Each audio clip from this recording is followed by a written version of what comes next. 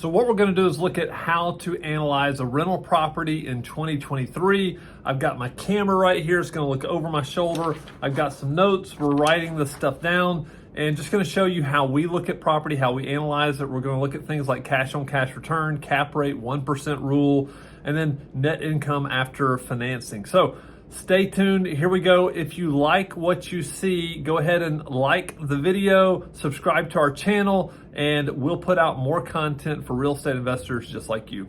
Let's begin by talking about the 1% rule. This is very, very important, but it's very simple to find out, and it's typically what investors do when they just want to do quick math to see if this makes sense or not. So if you have a $1,200 a month rent, and you take that and divide it by the price of the property. If it's a $120,000 property, you get 1%. Very simple, very easy, and typically what this 1% means is that you have room to pay for operating expenses, right? And so those operating expenses are everything from taxes, insurance, property management, repairs and maintenance, and adding some vacancy in there. So these things are important. Typically the 1% rule in today's market in 2023, going into 2024, is going to be very difficult to find. More times than not, you're going to find a $1,200 a month property or $1,200 a month in rent, and you're going to find that attached to potentially a $200,000 property, and that's going to equal 0.6%. This is in most markets. You're talking A and B class. This may be C and D class. So you need to pay attention, because if you're looking for this 1% rule, and we still have investors who are looking for that, then you need to understand that 1% is going to come probably in a C class with higher expenses. So you're going to have more maintenance, more repairs and maintenance, potentially more vacancy, and so some of these things are going to be more expensive, so just factor that in than an A and B. In most markets we're seeing 0.5 or 0.6, but in Jackson, Mississippi, and some of these other markets we're still seeing the 1% rule, but it's typically with a C or D class property. Nothing wrong with that. Just understand what you're getting into, because there's higher risk with those markets. And so this 1% rule is just very, very simple, easy to do. And now if you understand this, if you get this, next we're going to move on to how do you calculate the cap rate, and that's going to give you a better gauge to see if this property, or if a property you're considering buying, would make sense. So let's go into understanding how to calculate cap rate. All right, let's talk about cap rate. The way we calculate cap rate is we take the NOI, which is net operating income, and we divide that by the price of the property, right? So the way we want to look at this, your NOI, let's just say, and this net operating income is on an annualized basis. So if you have rent of $2,000 a month, then that means you're going to have times 12 is $24,000 annualized income. But what you need to do is you're trying to find the net income operating. So you have to subtract all of the expenses. And we've talked about this: property management, taxes and insurance, maintenance reserve, vacancy reserve, and you do not want to include any kind of financing, because financing is going to differ depending on who the investor is. Maybe somebody has better credit, maybe somebody has special financing, maybe somebody's bringing cash. So you only want to look at the operating expenses without the financing. And this is going to be real important, because this is going to give you the cap rate. And what this allows you to do is it allows you to evaluate properties in different cities, in different asset classes. Even you could look at Multifamily, if you're looking at a duplex or a quadplex versus a single family, you can look at it from commercial property. I mean, there's all kinds of ways that you can do this, but you can really just, if you're looking at several different opportunities, understanding the cap rate just lets you see how your money is going to work for you, what kind of return you can get on that money. And so this is very, very important. So let's look at an example. If I had $24,000 a month rental, this is per month, this is annualized, so $24,000 in revenue, in income, rental income.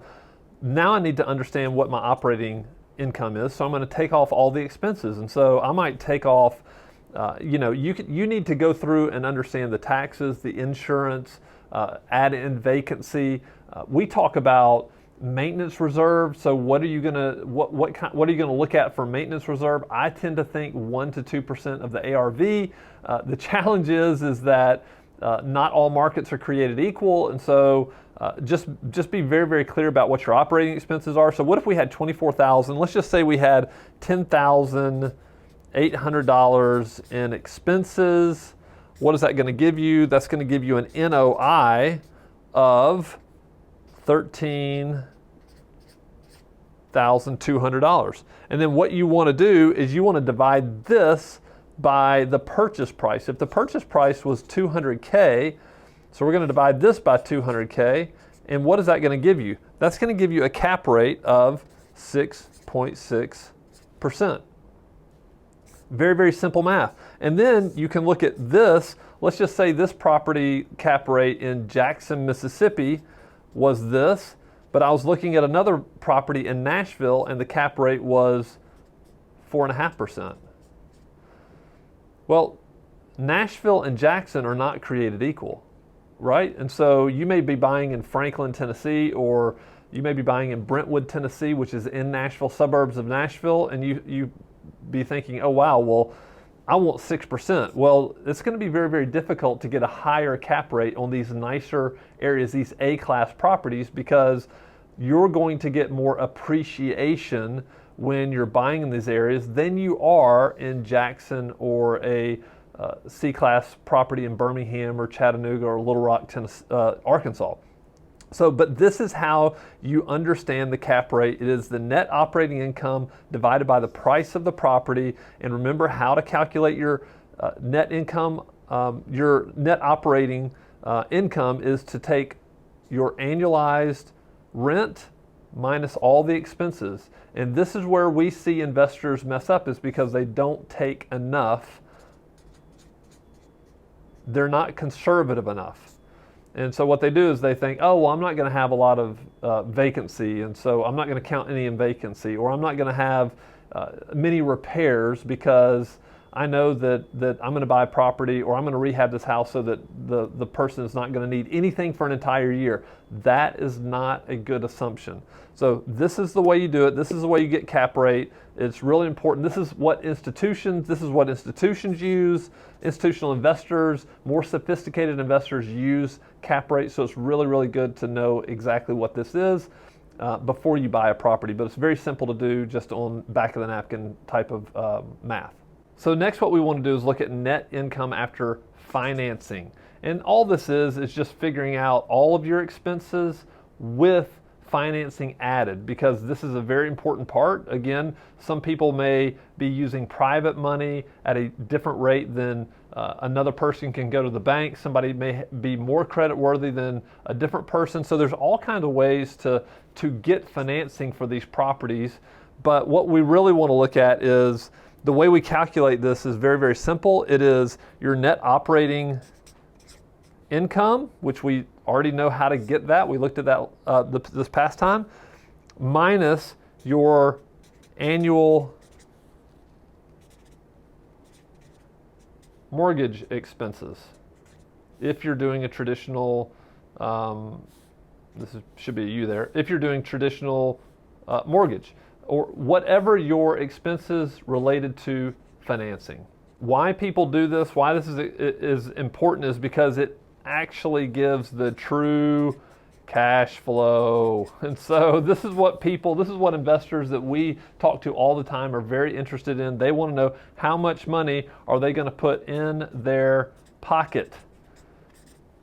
And my advice is to be more conservative and just figure in more expenses. I would rather be surprised because it really varies depending on what type of property you're going to buy. Is the property completely rehabbed, or are you buying an as is? I think if you're already buying a tenant occupied house, you need to save and go ahead and look forward to when this person moves out. You're going to have big dollars in renovations to do. Before you rent it to somebody else, you're going to have to do paint, carpet, these types of things. So it really all very much depends. If you're buying a newly renovated property, it may be that you're not going to need paint in all the rooms when somebody moves out, or you're definitely not going to need carpet or new flooring. So you just need to understand what you're buying. I would hesitate buying anything that I could not get eyes on inside the property, because I've seen a lot of investors be very, very shocked when they buy something sight unseen from a different state. They're out of state investing, and they're flabbergasted to know that, hey, a resident just put in their notice, they're moving out, and oh, they've got a $5,000 rehab to do before it's rent ready.